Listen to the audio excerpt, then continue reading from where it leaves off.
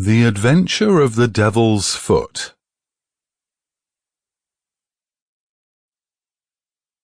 In recording from time to time some of the curious experiences and interesting recollections which I associate with my long and intimate friendship with Mr. Sherlock Holmes, I have continually been faced by difficulties caused by his own aversion to publicity.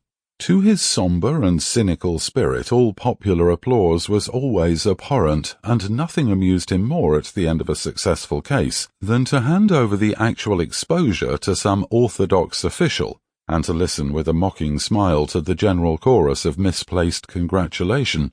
It was indeed this attitude upon the part of my friend, and certainly not any lack of interesting material, which has caused me of late years to lay very few of my records before the public. My participation in some of his adventures was always a privilege which entailed discretion and reticence upon me. It was then with considerable surprise that I received a telegram from Holmes last Tuesday. He has never been known to write where a telegram would serve, in the following terms: "Why not tell them of the Cornish horror? Strangest case I have handled." I have no idea what backward sweep of memory had brought the matter fresh to his mind, or what freak had caused him to desire that I should recount it, but I hasten, before another counselling telegram may arrive, to hunt out the notes which give me the exact details of the case, and to lay the narrative before my readers.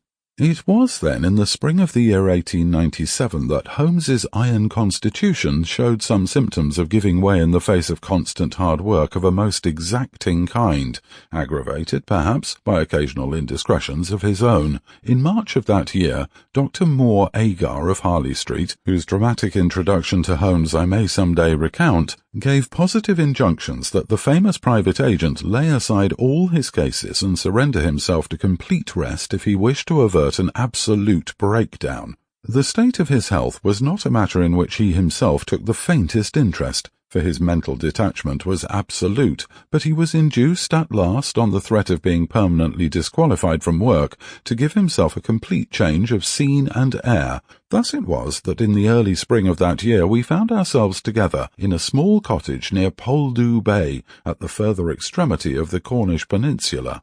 It was a singular spot, and one peculiarly well suited to the grim humour of my patient. From the windows of our little whitewashed house, which stood high upon a grassy headland, we looked down upon the whole sinister semicircle of Mounts Bay, that old death-trap of sailing vessels, with its fringe of black cliffs and surge-swept reefs on which innumerable seamen have met their end. With a northerly breeze it lies placid and sheltered, inviting the storm-tossed.